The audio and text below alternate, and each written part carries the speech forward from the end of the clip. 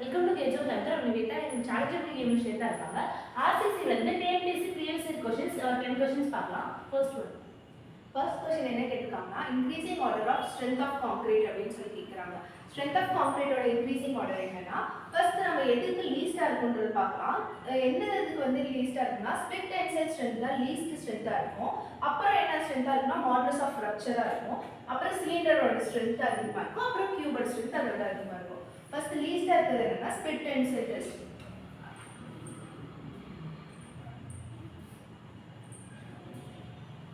Split tensile strength வந்து கம்மியா இருக்கும். அதுக்கு மேல எப்படி இருக்கும்னா modulus of rupture வந்து அதோட அதிகமா இருக்கும். அப்புறம் சிலிண்டரோட ஸ்ட்ரென்த் அப்புறம் Q இதுதான் ஆர்டர்.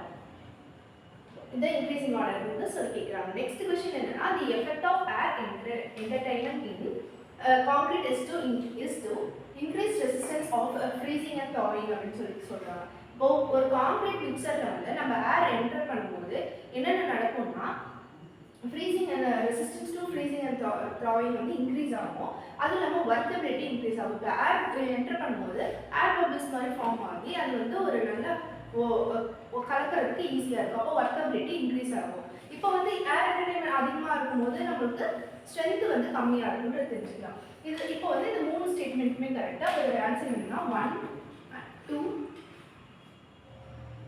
and 3 are correct.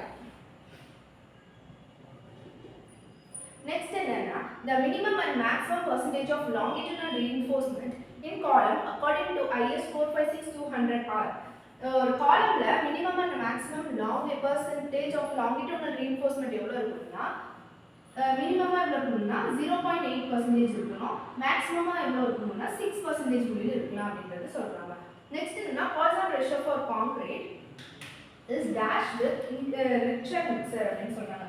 ஒரு மிக்சர் வந்து ரிச்னஸ் அதிகமாக பாய்சன் ரேஷியோ வந்து எப்படி இருக்குன்னு சொல்கிறாங்க. Poison ratio for concrete increases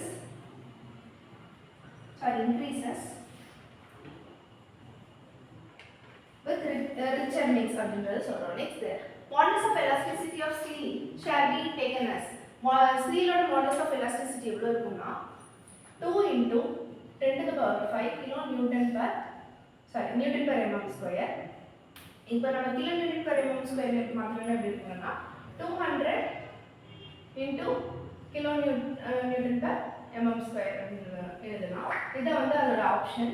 next என்னன்னா grade of concrete generally not used in reinforced concrete. ஒரு ரீஇன்ஃபோர்ஸ்டு கான்கிரீட்ல எந்த கிரேட் ஆஃப் கான்கிரீட் யூஸே பண்ண மாட்டாங்கன்னா லோ கிரேடாக தான் இருக்கும். அப்போ வந்து M10 தான் லோ கிரேட் ஆஃப் கான்கிரீட். அப்போ M10 தான் வந்து RCC ஸ்ட்ரக்சர்ல யூஸ் பண்ணாத கிரேட்.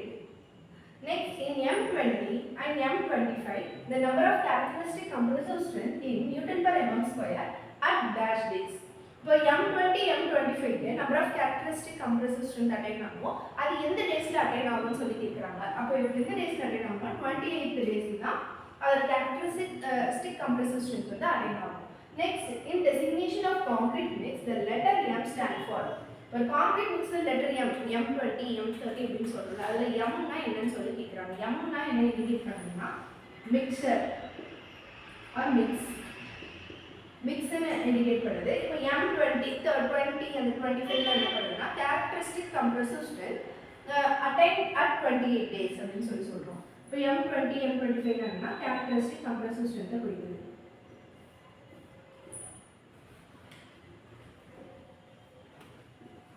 at 28th day. அது எந்த கியூப் சைஸ்ல யூஸ் பண்ணுவாங்கன்னா 150 mm கியூப் சைஸ்ல வந்து நம்ம யூஸ் பண்ணுவோம். நெக்ஸ்ட் என்னன்னா the relation between modulus of rupture and characteristic compressive strength. modulus of rupture வந்து F(CR) அப்படினு சொல்றோம்.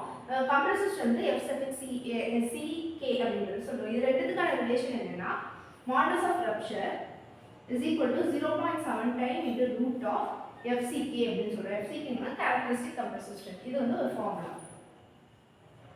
நெக்ஸ்ட் என்னன்னா a structural member is generally designed so that the member is stressed up to. ஒரு structural மெம்பரை நம்ம design பண்றோம்னா அந்த material வந்து எது உள்ள ஸ்ட்ரெஸ் ஆகும்னு சொல்லி கேக்குறாங்க. நம்ம எப்பவுமே வந்து வர்க்கிங் ஸ்ட்ரெஸ் முடியல தான் நம்ம அந்த மெட்டீரியல் வந்து ஸ்ட்ரெஸ் பண்ணுவோம் அப்படின்னு சொல்றோம். இது ரொம்ப இம்பார்ட்டன்டான क्वेश्चन. வர்க்கிங் ஸ்ட்ரெஸ் முடியல தான் நம்ம ஸ்ட்ரெஸ் கொடுப்போம். உங்களுக்கு ஆர்சிசிலேருந்து டிஎன்பிஎஸ்சி ப்ரீவியஸ் கொஷனில் 10 கொஷின் பார்த்தா சொல்லி கொடுத்த ஸ்ரீதர் தேங்க்ஸ் சொன்னால் தேங்க்யூ சாம்பியன்ஸ்.